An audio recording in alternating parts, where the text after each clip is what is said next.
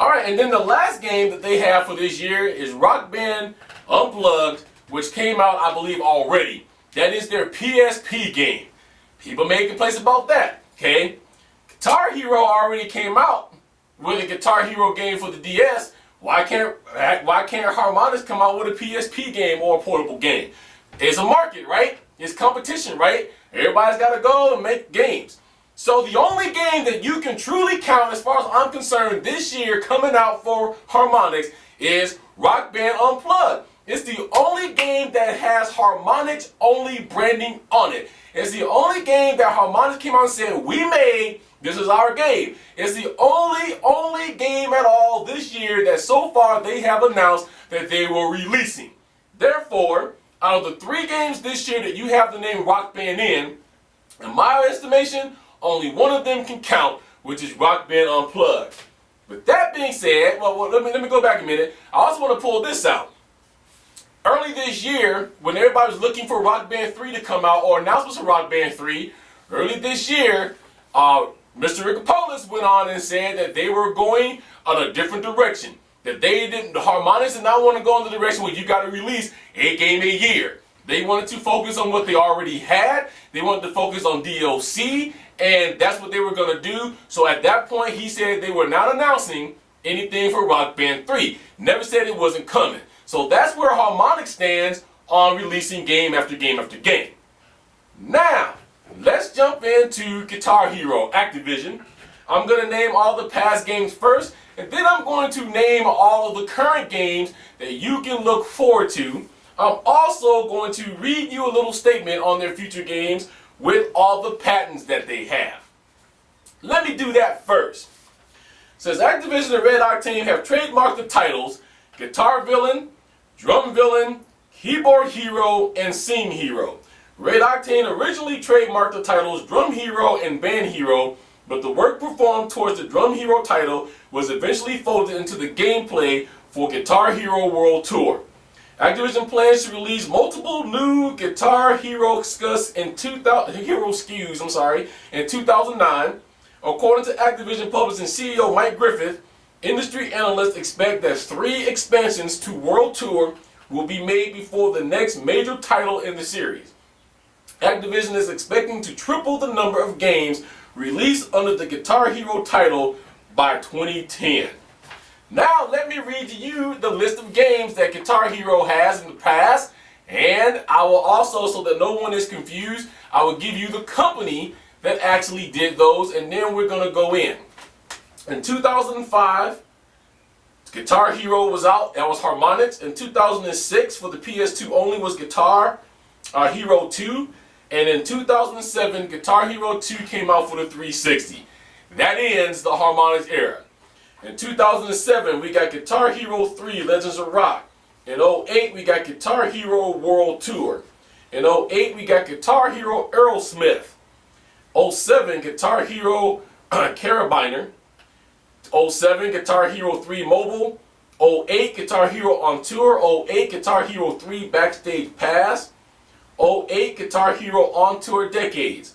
2008, Guitar Hero World Tour Mobile. That's it for 2008. So just in the last year, in just 2008, we've got 5 games, 6 games that came out in just 2008. Here's your list for 2009. Guitar Hero 5. Guitar Hero Metallica, which is already out. Guitar Hero Smash Hits. Guitar Hero Van Halen. Band Hero. Guitar Hero On Tour Modern Hits. And Guitar Hero Arcade. That is an additional 7 games this year. Now I want to appeal to you guys' senses right now. I don't want you to look at companies. I don't want you to look at if you're a fanboy or girl for each company. Let's talk economy and let's talk dollars and cents. All of these games I just read to you is $60 a piece. If you are a huge Guitar Hero fan, that means you probably bought every game in 2008. That's $60 a piece. If you stop and do what I did the other day, because somebody in my Q&A asked me how much money did I spend in DLC, man, because I use Microsoft points, I don't really see the 50s and the 60s and the 100s and the 200s and the $300. If I had to give that out of my bank account all the time, I think I'd be sitting here going, well, do I really need this one? And can I get away without having that one? And can I pick this one up later? That's what's going on with this. I do feel there's an oversaturation of the market, and I feel that Guitar Hero is the oversaturated one. I'm going to tell you exactly why I think that is. Activision stepped into this under the gun. Now, I don't know at all, if they went to Harmonix and asked for help, or if Harmonix offered them help with some of the new production. So I'm not going to speculate on that because I don't know. All I know is as soon as they took over, Neversoft stepped in. And here was all the creation. Okay? They're already under the gun because they were in a heavyweight fight between Mike Tyson and some unknown person. And Harmonix was Mike Tyson. Harmonix already knew what it is that they wanted to do, and they had already started developing Rock Band. The other thing that people keep saying is that they copied. Let me break this down for you right now, and I want to make this as clear as possible. If Harmonix truly wanted to, they could have used the little circle gems that they used in Guitar Hero.